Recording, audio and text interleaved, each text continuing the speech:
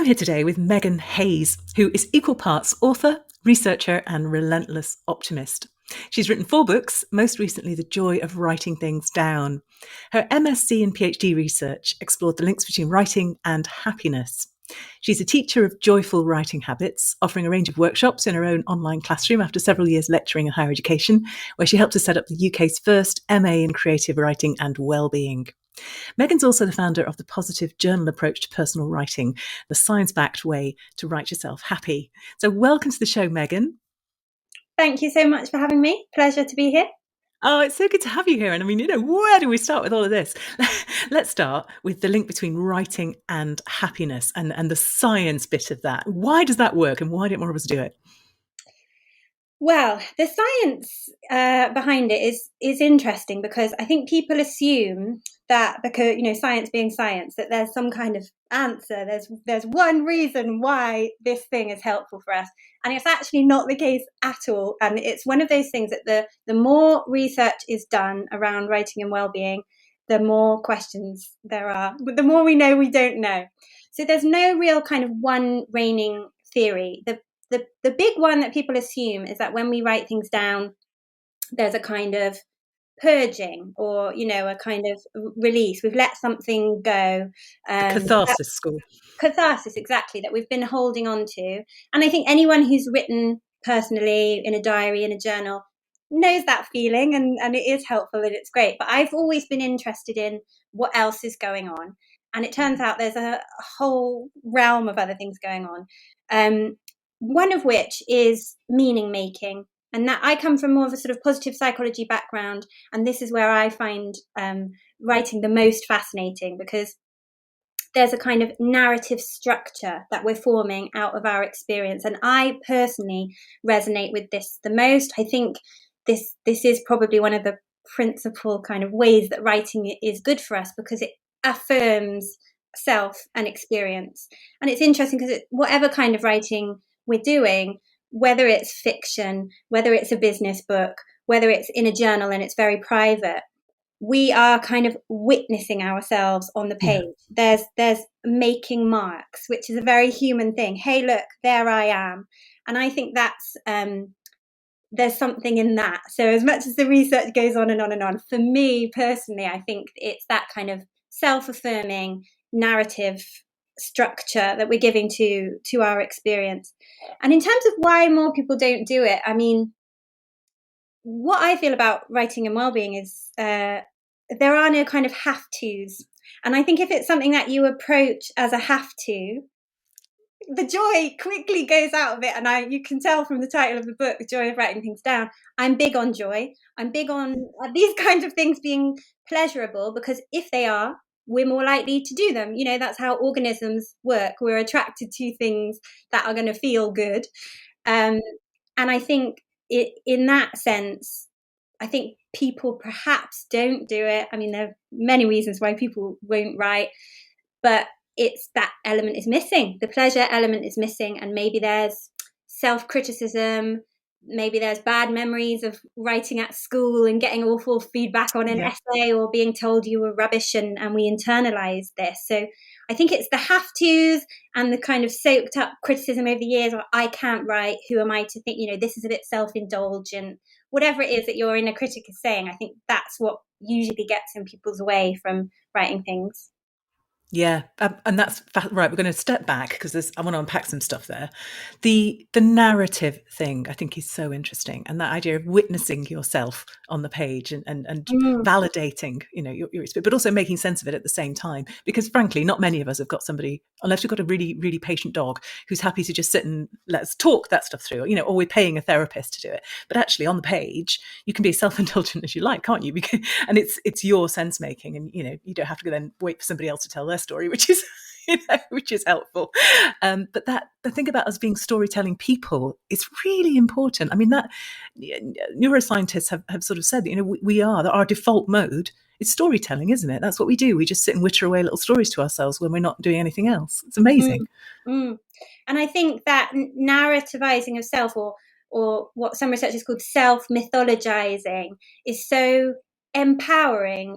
That word gets kind of overused, but the idea in psychology, it's called self-efficacy, the idea that we can have impact, that I can, that feeling that we all know when we have it and when we don't, and the difference it can make. If we feel that a task is beyond us, whatever that task might be, we can give up before we've even started. And I think that's another element of writing that I found in my research to be when people talk about, because I do qualitative research, when people talk about writing going well for them or what it's offering them, I think there's often an element of that self-authoring, that idea that we're in charge of our own experience, that is so incredibly powerful in all walks of life, whether it's business and our work, or our relationships, or personal life, our lives as a whole. That the feeling that we can make things happen is a very powerful one. And I think writing is a sort of simulation of that, because we can make things happen on the page. We can make sense of them, especially when we get into fiction. And this is why I like creative forms of writing as well as more reflective. And I don't see the two as all that different, but that idea that we can simulate real experience, we can show ourselves what's possible on the page and then go out and try and live it. And you can see then how we can move so far from that cathartic sort of, I've had an experience, I've written it down, now I feel better. That starts to look very simplistic when you get into this idea of, well, what happens when I leave the page? What do I go and do next? And I've always found that very fascinating. It's come up in my research too, that bridge that takes us back off into real life, Yes, it's sort of dipping in, trying something out in the safe space with no consequence, with just seeing where it goes. And it reminds me too of what athletes do with this sort of visualization. It's you're practicing, you're rehearsing for the moments of success, and that in itself makes the success more likely. It feels like you've got that kind of rehearsal visualization space on the page for you. And when you were saying earlier, sorry, go on. I was just going to say, there are so many layers, because it's got that element of sort of future planning, if you like, or visualization. And it's also got that sort of making sense of what's happened in the past. And it's got that, well, what's going on for me right at the moment. And that's where you get the sort of narrative, the past and the present, the beginning, end of self, this idea of what psychologists call a narrative identity. I think writing is a way that we're sort of mapping all of that out. We're looking forward, but we're also able to look back and kind of make some kind of integration of those things. And we're talking primarily about personal experience at the moment and integrating all of that. But actually, the sense-making piece that you talked about earlier, that works for kind of any situation that you're facing, doesn't it? And that works for a management problem or a new product that you're creating, just as much as kind of processing the conflict situation you had last week. Absolutely. And I think that, again, that kind of creativity, because I think this self-efficacy that I was talking about and the creativity, they overlap, because to feel I can do something, and if it's a very tough thing in business or wherever it might be in your life, you have to have a certain amount of creative thought. You have to sort of think outside the box, as it were. That's a really overused phrase, but that's exactly what creativity is. And so while it might seem a bit daft for an individual who's maybe a CEO or something to sit down and write a story, there's actually immense power in training that part of the brain, if you like. I mean, I don't tend to think of it that way. I'm a bit more of a creative person, but I think the brain works in those different ways, doesn't it? And we can get stuck in logic, material truth, what's in front of us, which of course is very powerful and useful.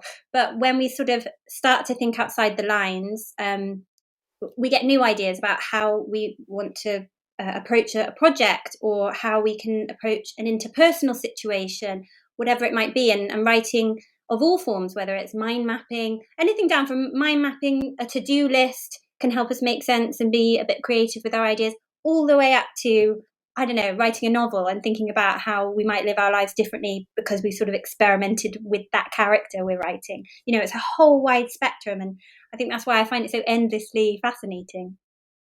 You're really selling it. I was already enthusiastic. I'm on the ceiling now.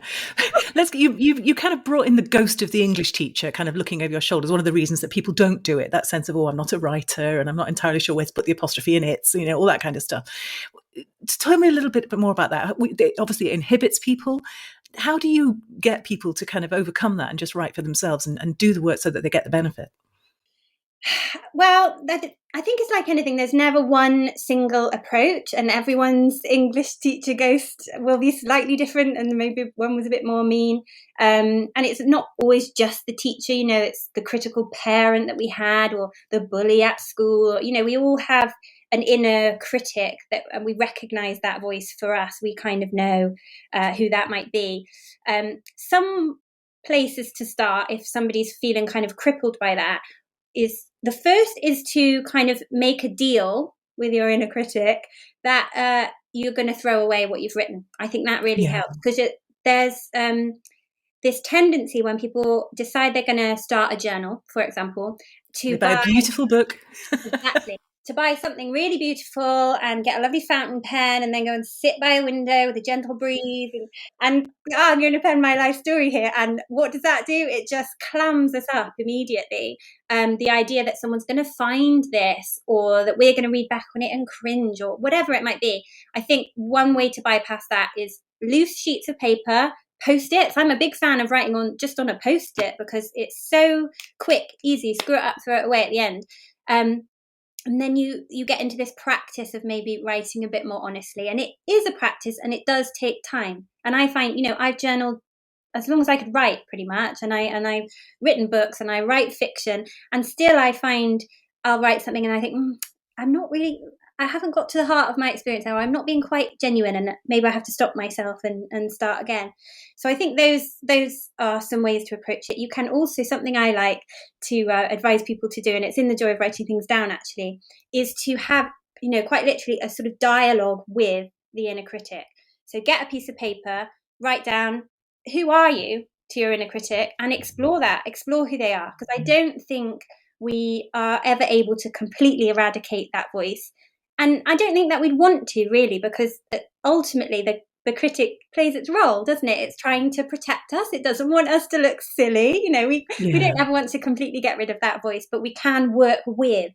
So having a dialogue, saying, who are you? Maybe sketching out that person, thinking kind of what they look like. Are they literally the English teacher, or are they more an amalgamation of several different bullies that we've met in our life and times?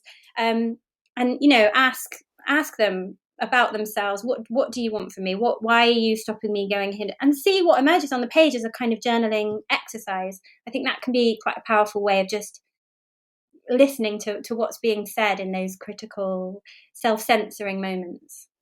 Yeah, getting to know your chimp. I love that. And actually, the dialogue structure is really helpful for all sorts of things, isn't it? I quite often, recommend people do it to future you. The you that solved the problem you're facing, just ask them how they did it. Or, if you can't be coached by Richard Branson, then, Richard, what would you do? And that sort of sense of just bringing in a completely different perspective, it can completely transform your writing, because it takes you out of yourself, doesn't it? Absolutely. And I think it can feel a bit weird if you're not used to writing in that way, to literally map things out as a dialogue. But the more you do it, the more I think you get into what is actually a more precise version of what it is to have a self. Because we have this idea that of, the Descartes' I think therefore I am, that there is an I, that there is a single one voice. And psychologically, that's actually not really accurate for what inner experience is like, And take the example of the inner critic. There's the I, the you, who wants to do the book or, write the project. And there's the inner critic. So we've already got two people there within the one self. And, many psychologists talk about a society of selves, that there's multiplicity to who we are. And once we start getting into dialogue and practicing that, we find there are many characters in there. And our job is kind of to be the integrating force, the CEO that draws all those voices into union, does a kind of town hall meeting, if you like. But when we first begin, it can feel we can be a bit locked out of different selves. I find it very helpful because, we do experience in our work, in our personal lives, a lot of conflict often, and we can totalize. We can think, I'm finding this work project really tough right now. Therefore, we draw the conclusion, I'm rubbish at my job or something. No, there's one part of you that's feeling this is really tough. I'm rubbish at my job. There's another part of you that's like, we've got this. We've done this before. There's another part of you that's saying, we could approach it this way. And once you sort of get that multiplicity and start practicing kind of engaging with those different voices, which I think writing really helps us to do, you find that you can get much more kind of creative solutions, as we were talking about before. That's absolutely brilliant. I love that sort of town hall meeting of all your different split personalities. It's brilliant. And also finding the most useful and helpful personality for the job rather than the one that's shouting the loudest, which is almost certainly the one with the least control Yes, and the strongest negative emotion at really that moment. that's a really interesting point, the one that's shouting the loudest, because I talk a lot about the idea of a positive journal and drawing on our positive emotions, our strengths, our positive resources.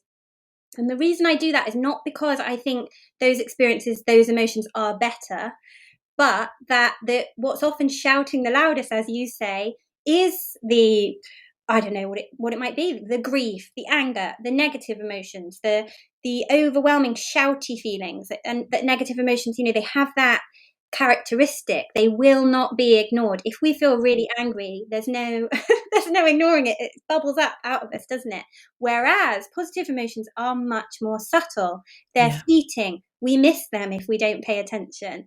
And I think the natural way that people come to the page often is when they're going through a tough experience. And I'll always say that's a wonderful, entry point into writing, a powerful one, an important one. But there is so much more that we can get from writing if we opt, for example, to capture more positive parts of our experience. Yeah, that's wonderful. And one of the things that I loved about the joy of writing things down was the way that you kind of took people from where they are. You're like, do you know what? You're already writing. You might not think you do it, but you're writing lists, you're writing post-its, you're doing all this sort of, stuff, notes to self. Start there and build up. So just tell us a little bit more about that. I think, as you say, or as you asked kind of right at the beginning, what stops people doing it? And I mentioned that thing about the have tos. I think it's really worth examining what you think writing is. Because is it sitting down for, getting up at 5 a.m. and sitting down for 2 hours and writing your memoir or something? Because of course, that's huge. And you're not just going to slip that into the moments of your everyday life. If you take the approach of thinking, well, hang on, where am I already doing this? You will be astounded how much you're writing. Just take, us and our phones, sitting down. We all have notes on our phones. We're all tapping away on chat apps, talking to people. We're all writing emails all day long, aren't we? So we already have writing habits. And I think, there's all kinds of psychology around habits, and I'm by no means an expert on that topic. But if you can attach a helpful writing habit to a writing habit that you're already doing, there's more likelihood that you're going to actually find the time to do it. And it can sometimes be not adding a new habit. So one of the things I say in the book is, if you write a shopping list, maybe add your gratitude practice on the end of your shopping list. So that's one idea. That might be useful if you're trying to write a gratitude practice, which, by the way, I don't think is the be all and end all of writing positively. But it might be just a slightly different approach to something you do, such as your emails. Just thinking about how, for example, you connect with people when you email. Are you just spending the day saying, I've attached a document, get that back to me by the end of the day, and not actually taking the opportunity to make any human connection with, and it might be as simple as asking someone how they are and trying to remember something that they told you before, so that you're actually getting a genuine moment of connection in something you're already doing, which is email. And even that simple switch I've found to be very powerful, especially in the last couple of years. More of us are just working at home and not interacting with people in the day. So email has taken on an extra significance, I think. So Yeah. that's just one example of finding something you're doing all Yeah. the time and approaching it a bit differently. Yeah. Brilliant. And so email and post-its and all these things that actually are already part of our day. We're all writing all the time. We just don't particularly think about it. So as you say, just attaching a little bit more intention and a bit more expansion into the writing that we're doing. It's tiny, but it could have incredible effects. I love that. Megan, I want to ask you about your own writing practice. So we have already established beyond any doubt that there are, loads of different types and flavors of writing, and you can do it kind of, in lots of different ways. For you, do you have a sort of conscious shift between I'm now writing my book, I'm doing my journal, I'm pitching a business proposal? What are the differences between those for you, and how do you sort of signal them to yourself, and what processes and systems do you use? Well, I definitely have more than one mode of writing, but the more research I've done on this topic, the more I've written over time, the more I've realized there are so many overlaps. And I think this is true of research, but I think, the individual is kind of a research project. Every time we try something new or a little habit change, we're being a kind of scientist in our own life.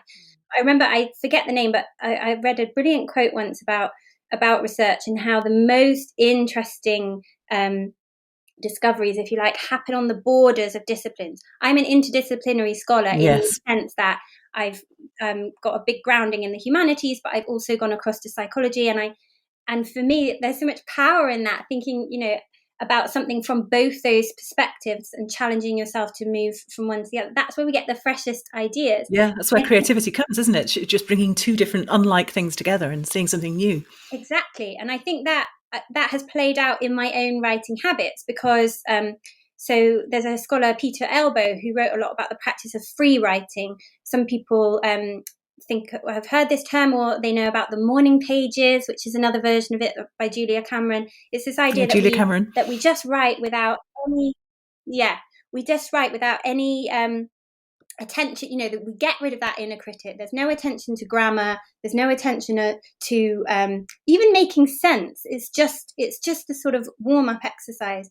And Peter Elbow was a big advocate for, whenever we're stuck in any kind of writing. So he used to talk about when he would be marking his students. So when he'd be, writing the feedback sheets for them, and he would get a bit stuck, he would turn to this tool of free writing and kind of get out of his own way, stop thinking about, I have to make perfect sense here, and just get some words on the page, because of course we can always edit. And so for me, I found the big projects, the books, or, the big work projects, whatever it might be, they're where we tend to get a bit stunted. We get writer's block, that kind of thing. Whereas I'm rarely, if ever, blocked when I'm writing in my journal, because I have that much more sort of free writing spirit there. I don't expect anyone's going to read it, and that's where the power comes. So actually, I found moving between the two to be very, very helpful. I now have a practice of taking little insights from my journal, putting them into my professional projects, or taking that spirit of writing in a journal to my professional projects.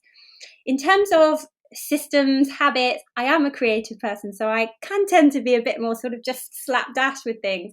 But I do find that a deadline will always really get me going with a big project. And of course, with a journal, there doesn't tend to be deadlines. It's a much more sort of personal, explorative writing practice. But in terms of getting my books done, I definitely have to access that little part of myself that is the teacher, is the kind of disciplined one, and set myself sort of false deadlines, or of course I'll have real ones if I'm working with an editor.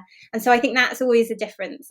My natural state is to be very free and explorative, and then sometimes with the professional projects it's a bit more about reining myself in and not letting myself go too much on a tangent, which can of course happen when you're trying to write a book and suddenly you're writing a different book that you didn't mean to write. So you have to sort of bring yourself back.